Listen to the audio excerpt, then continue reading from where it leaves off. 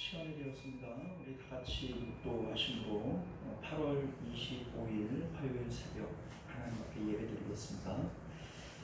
은혜로우시고 자비로우신 우리 주 하나님 감사합니다. 오늘도 우리를 주님 품으로 불러주시고 예배를 통해서 하나님을 만나며 주의 말씀을 통해서 주의 뜻을 깨달을 수 있도록 은혜 주셨사오니 오늘도 우리가 예배를 통하여 힘을 얻고 또 이 말씀으로 살아감으로 하나님 앞에 복을 얻는 저희들 될 수 있도록 은혜 베풀어 주옵소서. 거룩하신 우리 주 예수님 이름으로 간절히 기도드리옵나이다. 아멘. 자, 우리 사도신경 함께 고백드립니다. 전능하사 천지를 만드신 하나님 아버지를 내가 믿사오며 그 외아들 우리 주 예수 그리스도를 믿사오니 이는 성령으로 잉태하사 동정녀 마리아에게 나시고 본디오 빌라도에게 고난을 받으사 십자가에 못 박혀 죽으시고 장사한 지 사흘 만에 죽은 자 가운데서 다시 살아나시며 하늘에 오르사 전능하신 하나님 우편에 앉아 계시다가 저리로서 산 자와 죽은 자를 심판하러 오시리라. 성령을 믿사오니 거룩한 공예와 성도가 서로 교통하는 것과 죄를 사하여 주시는 것과 몸이 다시 사는 것과 영원히 사는 것을 믿사옵나이다. 아멘. 우리 찬송가 432장 찬송하겠습니다. 432장 찬송가 432장 찬송합니다. 이선희 보사님 몸이 안 좋으신가 봐요. 아이고 어제서부터 못 오시고 어제도 체하셨나요 또? 그건 잘 모르겠어요. 자, 우리 432장 찬송합니다. 큰 물결이 설레는 어두운 바다 저 등대의 볼빛도 희미한데 이 풍랑의 배처럼 항해하리 이 작은 배 사공은 주님이라 나 두려움 없네 두려움 없도다 주 예수님 늘 깨어 계시도다 이 흉흉한 바다를 다 지나면 저 소망의 나라에 이르리라. 큰 풍랑이 이 배를 위협하며 저 깊은 물이 벌려 달려드나 이 바다에 모셔 항해하니 이 작은 배 사공은 주님이라 나 두려움 없네 두려움 없도다 주 예수님 늘 깨어 계시도다 이 흉흉한 바다를 다 지나면 저 소망의 나라에 이르리라. 큰 소리로 물결을 명하시면 이 바다는 고요히 잠자리라. 저 동력이 환하게 밝아올 때 나 주 함께 이 바다 건너가리 나 두려움없네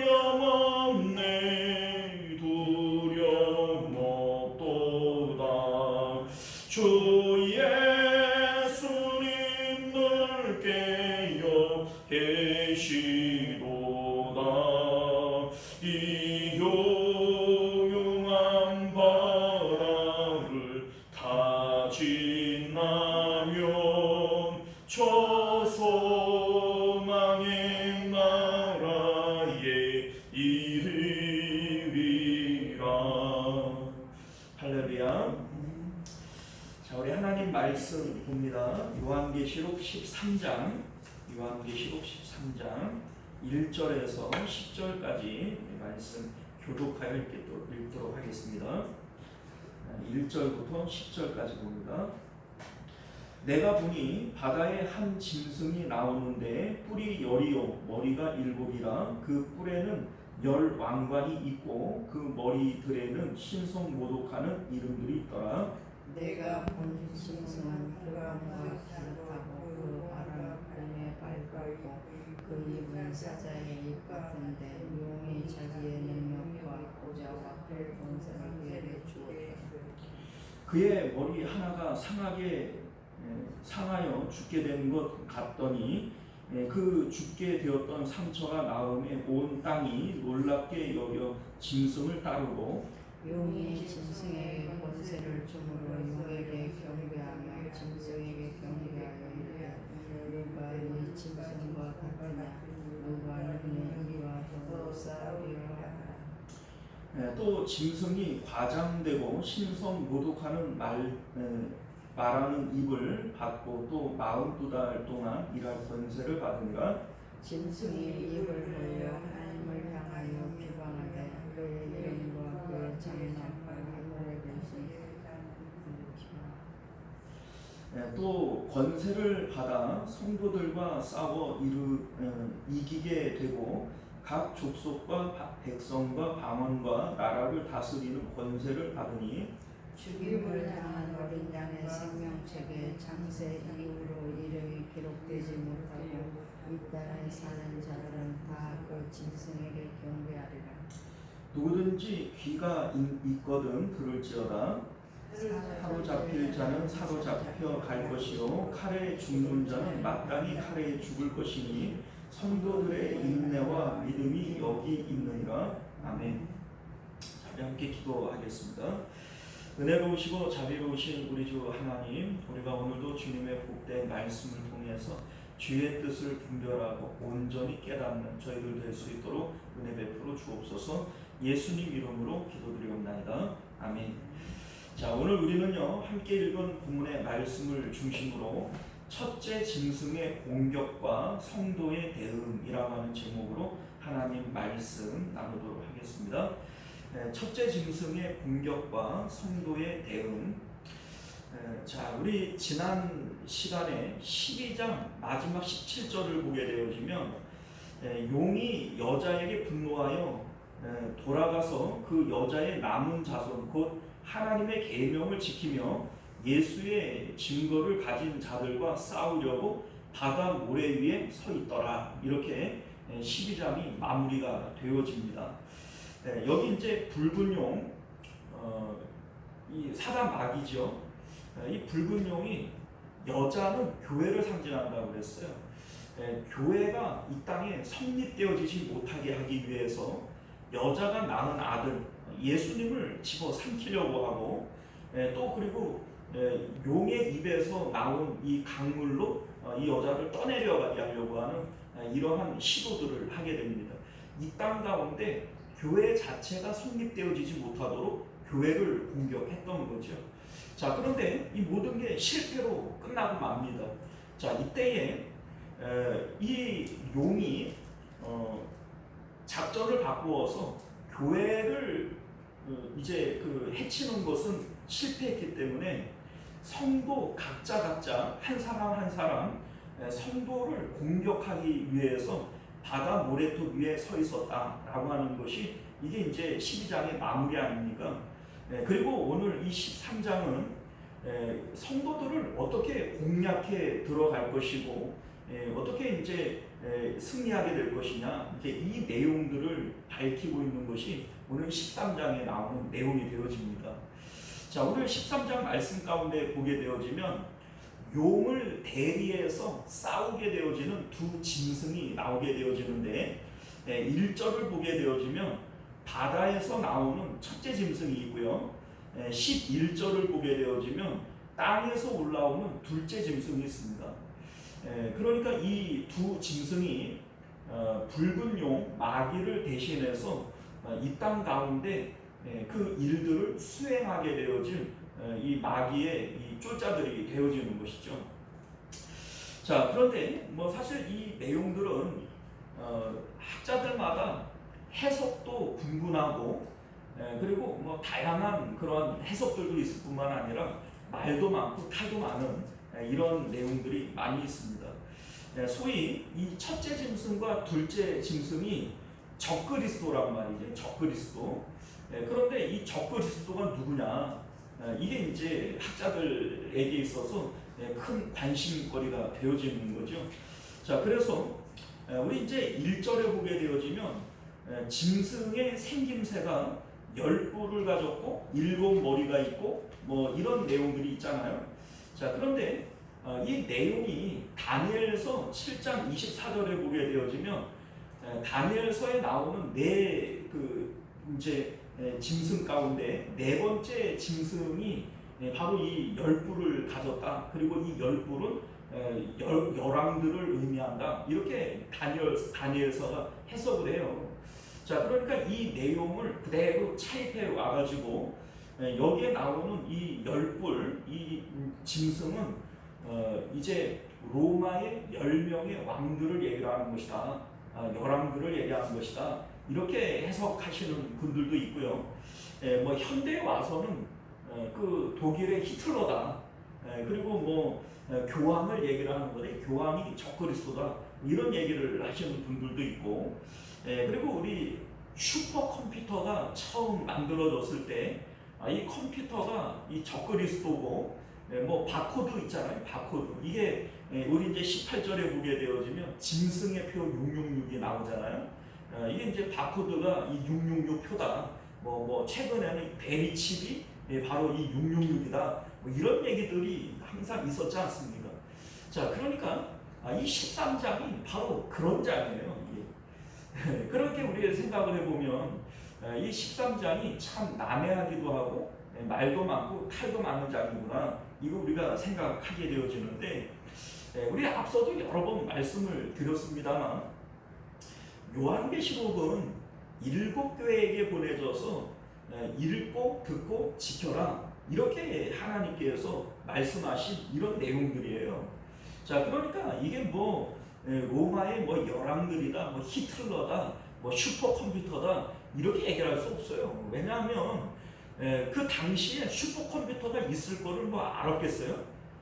그리고 뭐 그 있지도 않은 그거를 뭐 보고 읽고 듣고 지켜라, 이렇게 얘기할 턱도 없는 것이죠. 자, 그러니까 이 말씀은 그런 의미를 얘기를 하는 것이 아니고, 적그리스도가 누구냐? 우리 이제 요한계시록을 누가 썼어요? 사도 요한이 썼죠. 그런데 사도 요한이 요한 1서에서 적그리스도가 누구냐라고 하는 것을 이미 밝혀놨습니다. 우리 요한 1서 2장 18절을 보게 되어지면 지금은 마지막 때라 적그리스도가 오리라는 말을 너희가 들은 것과 같이 지금도 많은 적그리스도가 일어났으니, 이렇게 얘기를 합니다. 자, 지금도 많은 적그리스도가 일어났다. 자, 그러니까 이 적그리스도는 특정한 누구를 얘기를 하는 게 아니에요. 많다라고 하는 것이고 지금도 있다라고 얘기를 하는 것은 어느 시대 어떤 장소에서든지 적그리스도는 있다는 얘기죠. 또한 우리 요한일서 4장 3절을 보게 되어지면 예수를 시인하지 아니하는 영마다 하나님께 속한 것이 아니니 이것이 곧 적그리스도의 영이니라, 이렇게 얘기를 합니다. 자, 하나님의 영, 적그리스도의 영. 자, 다시 말해서 적그리스도의 영이 감동되어진 사람들이 적그리스도인 거예요. 우리 이제 그 12장 7절 이하를 보게 되어지면 하늘의 미가엘 천사장과 붉은 용의 전쟁이 일어납니다. 자, 이때에 미가엘과 붉은 용 간의 싸움이 아니에요. 미가엘과 그의 사자들, 붉은 용과 그의 사자들이 하늘에서 싸웠다, 이런 얘기를 합니다. 여기에 나오는 이 그의 사자들이라고 하는 것이 바로 귀신들이고, 그 뭡니까, 이 악한 영들을 얘기하는 거 아니겠어요? 자, 그러니까 여기에 나오는 이 두 짐승, 이 붉은 그 뭡니까, 첫째 짐승과 이 둘째 짐승도 바로 이 적그리스도의 영, 이 그 뭡니까, 악한 영들을 얘기를 하는 거예요. 그래서 우리 이제 앞에 10장에서 보게 되어지면 우리 이제 그 천사가 나오는데, 우리가 이제 그 천사를 복음이라고 해석을 했습니다만, 하나님과 예수님의 모습을 똑같이 닮은 그러한 천사가 있지요. 자, 그런데 오늘 우리 이 말씀을 보면 1절에 바다에서 올라온 짐승이 뿔이 10이요 머리가 7이요 열 왕관을 가졌다, 이렇게 얘기를 합니다. 자, 그런데 우리 12장 3절을 보면 붉은 용의 생김새와 이 바다 이 첫 번째 짐승의 생김새는 거의 흡사해요. 우리 이제 앞에서 그 뭡니까, 천사가 나오는데 하나님을 닮은 천사가 있어요. 우리 이제 이것을 복음으로 해석했고, 이 땅 가운데 하나님의 일, 작은 두루마리에 있는 이 내용을 수행하는 천사죠. 자, 여기서도 마찬가지예요. 붉은 용 마귀가 있지만 이 마귀의 쫄자로서 이 땅 가운데에서 마귀를 또더 닮은 그러한 일을 수행하는 그러한 악한 영이 있다는 거예요. 이게 바로 첫째 짐승이 되어지는 것이죠. 자, 우리 예수님께서 마태복음 16장을 보게 되어지면 베드로에게 사단아 내 뒤로 물러가라, 이렇게 얘기를 합니다. 자, 그러면 베드로가 사단은 아니지요. 그런데 베드로 안에서 사단이 역사함으로써 예수님이 사단이다, 이런 얘기를 하는 거예요. 자, 적그리스도의 영, 이 악한 영이 그 안에서 역사하는 사람들마다 적그리스도인 거죠.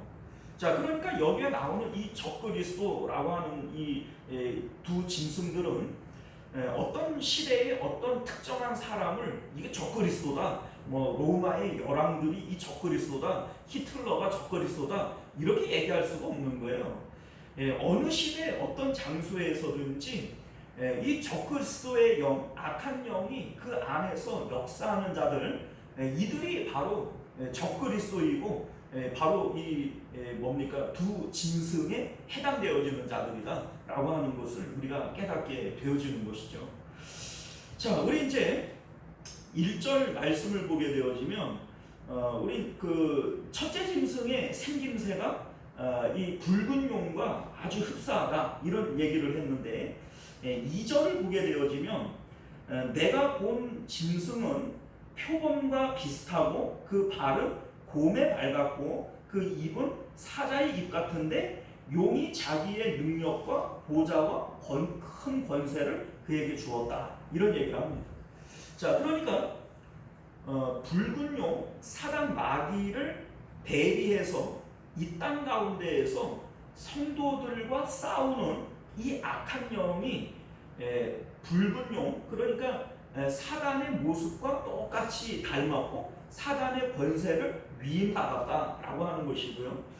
그 생김새가 표범 같고 곰 같고 사자 같다, 이렇게 얘기를 하는 것은 이 그 첫째 짐승, 이 악한 영이 이 땅 가운데에서 성도들과 싸울 때 표범이 상징하는 게 뭐예요? 빠르고 신속한 거죠. 그러니까 이 성도들과 싸울 때 아주 빠르고 신속하다. 그 발이 곰과 같다. 여러분들 곰의 발은 튼튼하고 세잖아요. 그렇게 힘있게 짓밟는다라고 하는 것을 의미하는 것이고, 그 입이 이제 사자와 같다. 여러분들 이 사자의 아가리, 이 사자의 이 입은 얼마나 무시무시합니까? 잔인하고 흉폭하죠.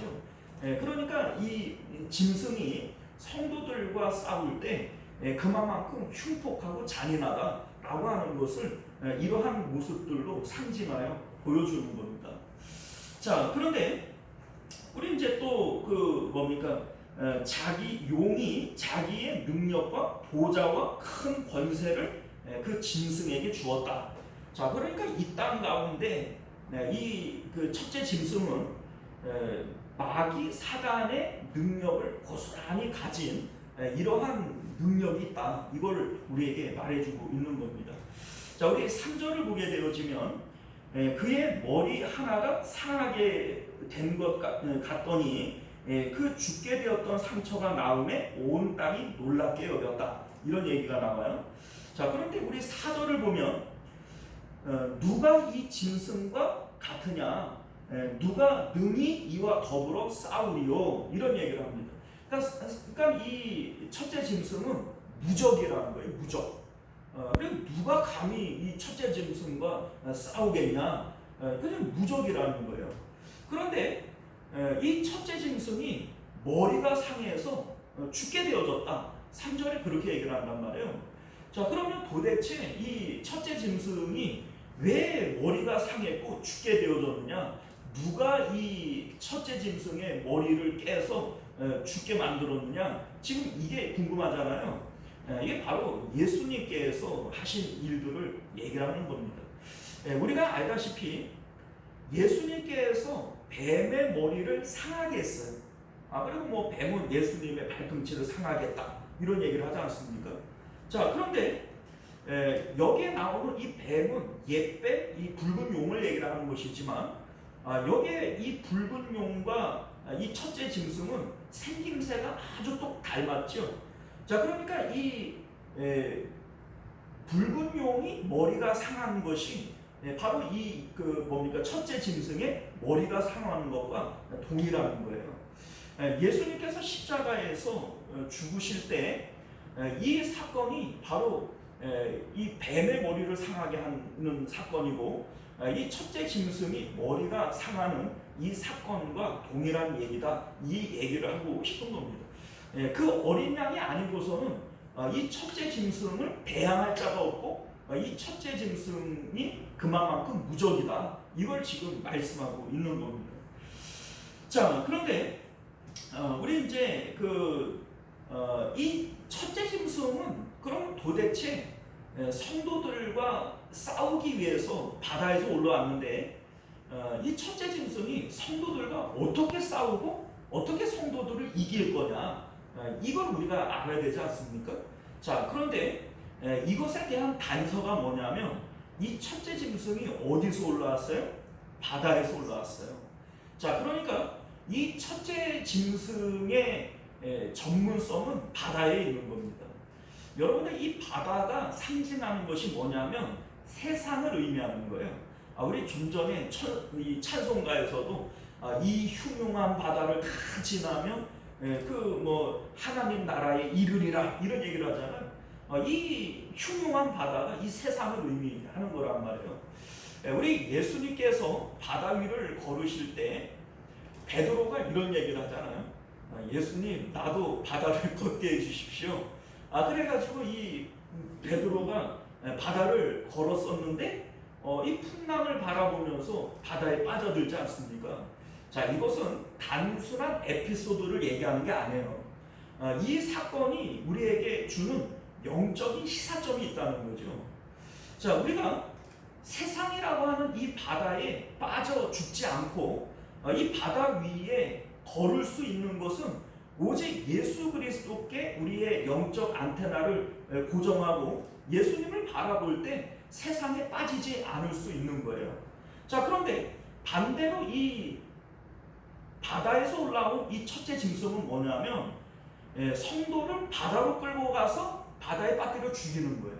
그러니까 성도를 해치기 위해서 바다에서 올라온 이 짐승이라는 거죠. 자, 그러니까 이 첫째 짐승은 바다에서 올라와서 성도를 바다로서 죽이는 자다.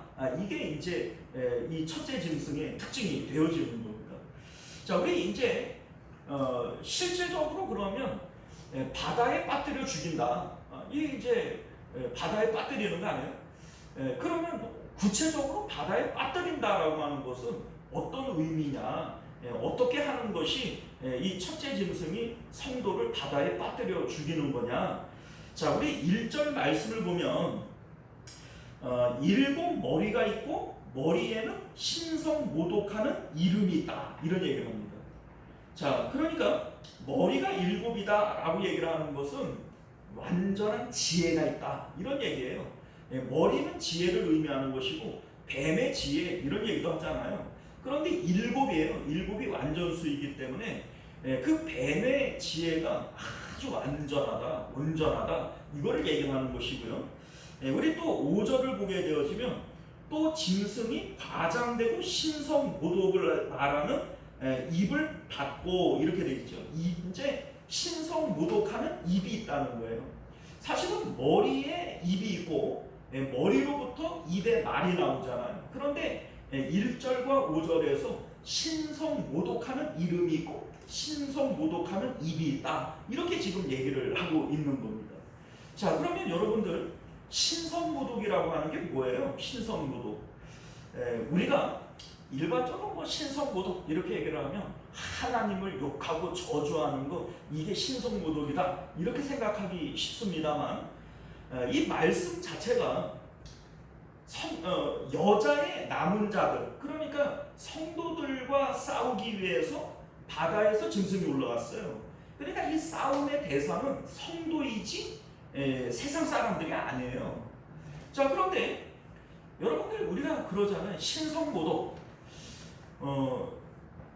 내가 길을 갈 때 내가 알지도 못하는 어떤 사람이 나한테 예 이렇게 하면서 막 욕을 해요. 그러면 그 욕을 듣고서는 마음에 확 맺혀요? 아니면 좀 미친놈 이러고 지나가요? 여러분들 그런 말이 내 마음에 확 꽂혀요? 안 꽂혀요? 그런 건 뭐 전혀 모독이 되어질 만한 게 아니에요. 마찬가지로 하나님께서도 하나님을 알지 못하는 자들이 하나님을 비방하고 하나님을 저주하고 하나님을 욕한다고 해서 그게 하나님께 신성모독이 되어지는 게 아닙니다. 그거는 하나님을 모르는 자들이 뭐 소위 우리가 좀 미친놈 이러는 것처럼 그 미친 짓이에요. 그 사람들이 미쳐서 그러는 거예요. 그게 하나님께 신성모독이 되어지는 게 아니라고요. 그런데 여러분들에게 아주 가까운 뭐 여러분들의 남편, 여러분들의 자녀 이러한 그 사람들이 여러분들에게 뭐 작은 말 한마디라도 하면 그게 마음에 꽂혀요, 안 꽂혀요? 네, 꽂혀요. 그게 마음에 상한단 말이에요. 그게 바로 신성모독입니다. 하나님께서 마음에 담으시고 모독을 당하시는 것은 하나님의 자녀들이 하나님을 부인하는 것, 하나님의 있음과 좋음을 부인하는 것, 이게 바로 하나님께 대한 신성모독이 되어지는 것이지 하나님을 모르는 자들이 하나님을 비방하는 게 이게 신성모독이 되어지는 게 아니라는 거예요. 자, 그러면 사실은 그렇잖아요. 하나님께서 성도를 통하여 기뻐하시는 것도 믿음을 통해서요. 믿음이 아니고서는 하나님을 기쁘시게 할 수 없다. 반대로 하나님을 모독하고 하나님 마음을 팍 상하게 하는 것도 결국은 믿음이 없음을 통해서 하나님을 상하게 하는 겁니다. 자, 그러니까 우리가 잘 아는 히브리서 11장 6절은 믿음을 뭐라고 얘기를 하냐면 하나님의 있음과 좋음을 믿는 것이다. 이렇게 얘기를 합니다. 자, 다시 말해서 하나님의 있음과 좋음을 우리가 인정하는 것이 이게 바로 하나님이 기뻐하시는 일이고 거꾸로 하나님 마음을 상하게 하는 신성모독은 하나님의 있음과 좋음을 부인하는 거예요. 자, 그런데 이 바다짐승이 바로 그 일을 한다는 거예요. 신성모독을 한다는 거예요. 자, 이게 무슨 뜻이냐면 바다는 세상을 의미해요. 그런데 그 세상의 말들이 있고 세상의 어떤 그 뭡니까 그 규칙이 있잖아요. 이게 그 뭡니까 세상의 있음과 좋음을 우리에게 알려주는 거예요. 이를테면은 세상의 말이 뭐예요? 돈이 좋지, 건강이 좋지, 자식들의 형통이 좋지, 이런 게 우리 세상이 우리에게 주는 말들 아닙니까? 그런데 내 마음 가운데 하나님의 있음과 좋음보다 돈의 있음과 좋음이 내 마음 가운데 더 강하게 존재감이 생겨나요. 그러면 하나님의 이름은 돈만 못하는 거예요. 그게 하나님의 이름이 건강만 못하는 것이고 자식만 못하는 거예요. 이게 하나님에 대한 신성모독이죠. 생각을 해보세요.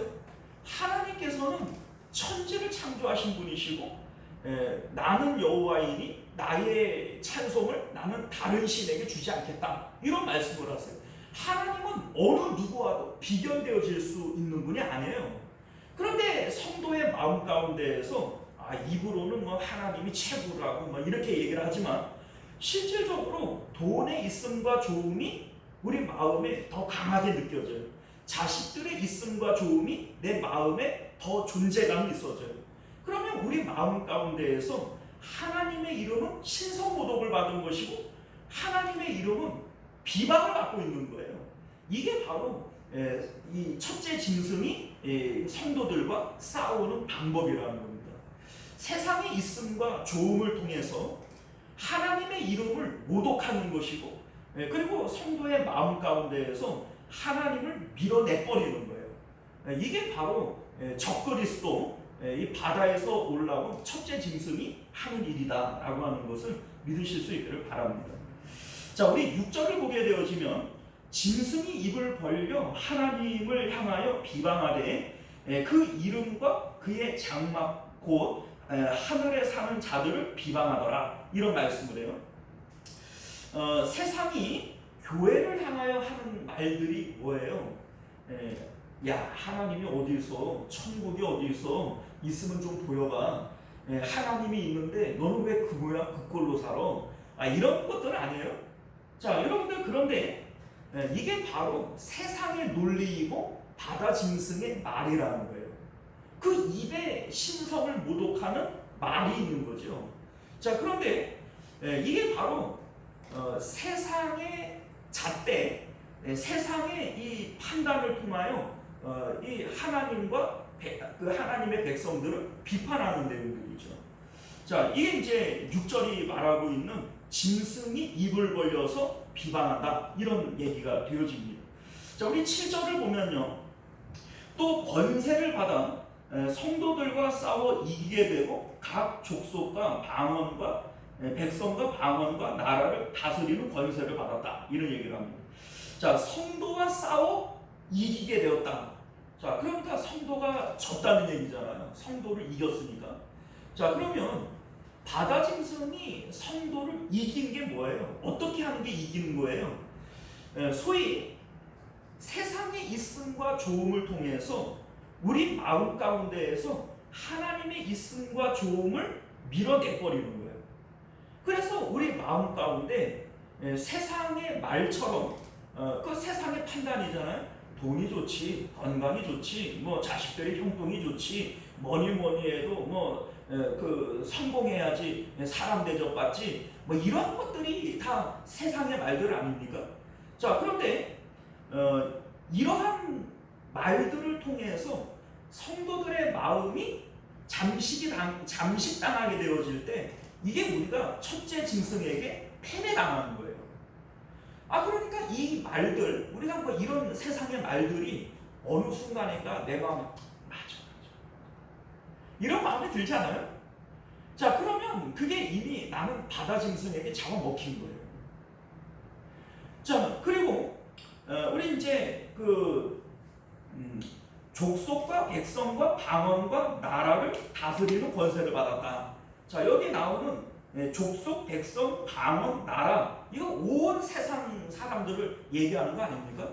자, 그러니까 이 땅에 80억 인구면 80억 인구 모두가 사실은 이 바다 짐승, 세상의 말을 듣고 살아가는 자들이에요. 그러니까 이들은 모두가 세상의 지배를 받고 있는 자들이고 바다 짐승의 지배를 받고 있는 거죠. 그러나 성도는 세상의 논리와 말대로 살아가는 존재가 아니에요. 돈이 최고지, 아니야, 하나님이 최고야. 뭐 이 세상에 우리가 귀중히 여기는 보물들이 많지, 아니야, 하나님이 유일한 밭에 감추어진 보물이야. 이게 우리 성도들의 마음 아닙니까? 이게 우리의 믿음이죠. 자, 그런데 성도들이 세상의 논리와 말로 세상의 있음과 좋음이 내 마음에 들어오게 되어질 때 이게 세상에 패배당하는 것이고, 세상 사람들은 이미 다 그렇게 살고 있어요. 다 그렇게 살지만 성도는 그렇게 사는 존재가 아니다. 그러나 성도도 세상 사람들처럼 그런 마음을 가지고 있다면 너희는 바다 짐승에게 잡아먹힌 것이다. 지금 그 얘기를 하고 싶은 겁니다. 자, 우리 8절 말씀을 보면요, 죽임을 당한 어린 양의 생명책에 창세 이후로 이름이 기록되지 못하고 이 땅에 사는 자들은 다 그 짐승에게 경배하리라, 이런 얘기를 합니다. 자, 이게 무슨 얘기냐면 이 땅에 사는 자들, 바다 짐승에게 경배하는 자들, 이게 바로 바다 짐승에게 패배한 자들이에요. 그렇죠? 자, 그런데 왜 그러면 이들이 바다 짐승에게 패배당했냐? 바다 짐승에게 졌잖아요. 이기는 자들이 하나님에게 입맞은 자들인데, 바다 짐승에게 패배한 자들은 바다 짐승의 표를 받은 자, 666의 표를 받는 자가 되어지는 거죠. 그런데 이들이 왜 그러면 바다 짐승에게 졌냐? 자, 창세 이후로 이름이 어린 양의 생명책에 기록되어지지 못했기 때문이다. 지금 그 얘기입니다. 자, 여러분들, 우리가 하나님의 자녀가 되어지고 구원받는 것은 하나님께서 창세전에 우리를 택하셨기 때문이에요. 하나님께서 우리 이마에 인을 치셨기 때문이에요. 자, 그런데 오늘 이 본문에 보게 되어지면 지금 어린 양의 생명책에 이름이 기록되어지지 않았어요. 그러니까 결과적으로 이들은 믿을 수가 없는 거죠. 이길 수도 없는 거예요. 그러니까 이 결과적으로 우리가 놓고 봤을 때 패배하는 자들, 이 바다 짐승에게 패배하고 이 짐승의 표를 받는 자들은 따지고 보면은 창세전부터 이들은 하나님께 택함을 받지 못한 자들이라는 거죠. 자, 그런데 여기 우리 이제 재미있는 표현이 있는데, 창세 이후로 이렇게 되어 있어요. 창세 이후로. 하나님이 우리를 택하시는 것은 창세전인데, 그죠? 그런데 여기서는 창세 이후로 이름이 기록되어지지 못했다, 이런 얘기를 합니다. 자, 이게 무슨 의미냐면 하나님께서 세상을 창조하신 이후로 마음이 땅에 붙어 있고, 그리고 이 세상의 이 짐승을 숭배하는 자들, 경배하는 자들은 결과적으로 하나님께 택함을 받지 못하는 사람들이기 때문이다, 이거 얘기를 하는 거예요. 그러니까 창세 이후로라고 하는 것은 창세 이후로 이 땅 가운데 세상을 섬기고 뭐 그런 사람들이 있잖아요. 그러니까 땅에 마음을 땅에 두고 사는 사람들이 있잖아요.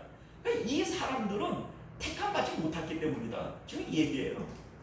자, 우리 구절을 보게 되어지면 누구든지 귀가 있거든 들을지어다. 자, 무슨 얘기예요? 이 말씀을 들어요. 이걸 깨닫고 이 말씀을 마음에 두고 마음을 하나님께 올려보내는 자들은 이게 택함을 받은 자들이고, 이 말씀을 듣지 못하는 자들은 뭐예요?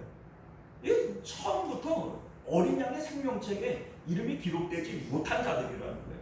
그러니까 여러분들이 오늘 이 말씀을 들을 때 이게 깨달아지고 또 이 말씀대로 살아야 되겠다라고 하는 결단이 들어진다면, 이게 내가 잘났기 때문이 아니고 하나님이 창세전부터 나를 택해 주셨기 때문이에요. 택한 자들은 다 믿게 되어져 있는 거죠. 자, 우리 10절 말씀을 보면요, 사로잡히는 자는 사로잡혀갈 것이요 칼에 죽는 자는 마땅히 칼에 죽을 것이니 성도의 인내와 믿음이 여기 있느니라, 이런 말씀을 합니다. 자, 우리 앞에 나오는 내용들은 바다 짐승이 성도를 어떻게 공격할 것이냐, 이런 얘기들을 하고 있는데, 10절은 그러면 그 공격으로부터 성도들은 어떻게 대응을 할 거냐? 지금 이 얘기를 하는 겁니다. 자, 어떻게 대응을 해요? 잡아가면 잡아가게 내버려 두고 죽이면 죽임을 당하라는 거예요. 이 세상 가운데 물리적으로 뭐 성도를 잡아가두고 죽인다고 해서 성도는 죽는 게 아니에요. 그러니까 많은 어떤 학자들이 적그리스도가 누구냐? 이 바다 짐승이 누구냐? 무슨 로마의 황제들이고 히틀러고 성도들을 잡아다가 뭐 죽이고 옥에 가두고 이러한 물리적인 고통을 주는 이러한 자들이 적그리스도다 이렇게 생각을 하지만 그게 아니라는 거예요. 성도는 잡아가면 잡힘을 당하게 두는 것이고 죽이면 죽임을 당하는 대로 두는 거예요. 그게 성도의 인내와 믿음이라는 거예요. 이게 지금 성경이 우리에게 말씀하는 것이지 뭐 베리칩이 어떻고 바코드가 어떻고 그것 때문에 큰일 났다야 두려워하는 이러한 마음들은 이게 이미 바다 짐승에게 잡아먹힌 마음인 거예요. 사랑하는 성도 여러분, 이제 말씀을 맺도록 하겠습니다. 붉은 영 마귀는 자신을 대신해서 이 땅 가운데에서 성도들과 싸울 대리자들을 세웠어요. 그게 바로 첫째 짐승과 둘째 짐승이죠. 자, 이 짐승이 하는 일은 신성을 모독하게 하는 일이에요. 신성 모독이 뭡니까? 세상의 있음과 조음을 통해서 하나님의 있음과 조음을 우리 마음에서 밀어내버리는 거죠. 이게 바로 하나님이 우리 마음에서 신성 모독을 당하는 것이고 이게 결과적으로 바다에 빠뜨려 죽이는 거예요. 자, 우리 마음이 세상에 침식당하지 않기 위해서는 베드로가 예수님의 얼굴을 바라볼 때 바다에 빠지지 않았던 것처럼 우리는 언제나 십자가의 예수님을 바라볼 때 세상에 빠지지 않는 겁니다. 우리가 오늘 이 말씀을 통해서 예수님의 십자가를 다시 한번 붙들고 세상에 침식당하지 아니하는 저와 여러분들이 되시기를 주님 이름으로 축원드리겠습니다. 기도하겠습니다. 존귀하시고 내려오신 우리 주 하나님, 우리가 오늘도 주님의 복된 말씀을 통해서 어느 시대 어떤 장소에도 있는 이 두 짐승들, 이 바다 짐승은 세상의 말과 세상의 지혜로 성도를 판단하고 또 비판함으로써 우리를 세상에 빠뜨려 죽이려고 합니다. 우리 하나님, 예수님을 바라볼 때 오직 우리는 이 세상에 잠식당하지 아니하고 바다 위를 서게 되어질 줄 믿습니다. 우리로 하여금 오늘도 십자가의 예수님을 단단히 붙잡고 나아가는 저희들 되게 하여 주옵소서. 거룩하신 우리 주 예수님 이름으로 간절히 기도드리옵나이다. 아멘. 주기도문으로 예배를 마치겠습니다. 하늘에 계신 우리 아버지여, 이름이 거룩히 여김을 받으시오며 나라가 임하시오며 뜻이 하늘에서 이루어진 것 같이 땅에서도 이루어지이다. 오늘 우리에게 일용할 양식을 주시옵고 우리가 우리에게 죄 지은 자를 사하여 준 것 같이 우리 죄를 사하여 주시옵고 우리를 시험에 들게 하지 마시옵고 다만 악에서 구하시옵소서. 나라와 권세와 영광이 아버지께 영원히 있사옵나이다. 아멘. 우리 다 같이 함께 기도하실 때 나라와 민족을 위해서, 가정과 자녀들을 위해서, 우리 교회의 부흥과 또 우리 환우들을 위해서 함께 기도해 주시기를 부탁드립니다. 우리 주여 한번 외치고 기도하겠습니다. 주여, 은혜로우신 우리 주 하나님 감사합니다. 오늘도 우리가 주님의 복된